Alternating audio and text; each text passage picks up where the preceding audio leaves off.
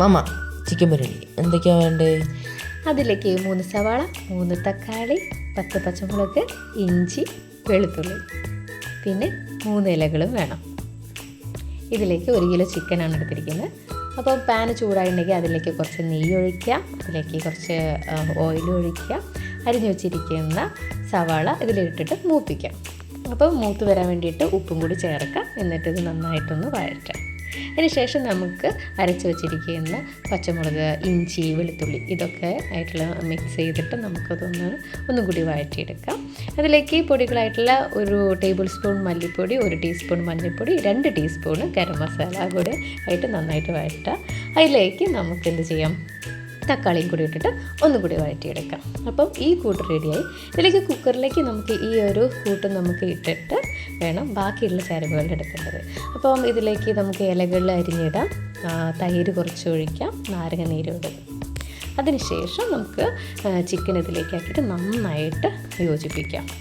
ശേഷം ഇതും അതേപോലെ തന്നെ നമ്മളുടെ ആ ചോറും കൂടി ഒന്ന് സെപ്പറേറ്റ് ചെയ്യാൻ വേണ്ടിയിട്ടാണ് വാഴയിൽ വെച്ചത്. അപ്പോൾ നമുക്ക് ചോറ് വേവിക്കാൻ വേണ്ടി വയ്ക്കാം. വെള്ളം ചൂടായാൽ നമുക്ക് അരിയിടാം. അതിന് ആവശ്യത്തിന് ഉപ്പിട്ടിട്ട് നന്നായിട്ട് ഇളക്കിയതിന് ശേഷം ഒന്ന് വേവിച്ചെടുക്കാം. അപ്പം ഇതിൻ്റെ വേവ് കറക്റ്റ് ആവുന്നത് ഈ പരുവത്തിലാണ്. ഇതിപ്പോൾ നന്നായിട്ട് വെന്ത് ഒരു 80% വെന്തിട്ട് അതൊന്ന് ഊറ്റി മാറ്റി വെക്കാം. ശേഷം നമുക്ക് ഒന്ന് സവാള, നട്ട്സും മുന്തിരിയൊക്കെ ഒന്ന് മൂപ്പിക്കാം.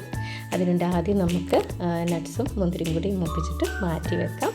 ഈ എണ്ണയിലേക്ക് നമുക്ക് ഉള്ളിയും കൂടി മുരിയിക്കാം. നമ്മൾ ഓയിലാണ് ഇതിൽ യൂസ് ചെയ്തത്. അപ്പോൾ നന്നായിട്ട് മുരിച്ചിട്ടിട്ട് അതിലേക്ക് 1 ടീസ്പൂണ് ഗരം മസാല ഇട്ടിട്ട് മിക്സ് ചെയ്തിട്ട് നട്ട്സും മുന്തിരിയും കൂടി ഇതിലേക്ക് മിക്സ് ചെയ്തിട്ട് വെക്കാം. ശേഷം നമുക്ക് ഊറ്റി വെച്ചിരിക്കുന്ന ചോറിട്ട് മിക്സ് ചെയ്ത ഒരു കൂട്ടും ഇട്ടിട്ട് അങ്ങനെ തട്ടായിട്ട് ലാസ്റ്റ് നമുക്ക് നെയ്യും കൂടെ ആക്കി കുക്കറിട്ട് അടച്ചിട്ട് വേവിക്കാം. 1 വിസിലായിട്ടുണ്ട്.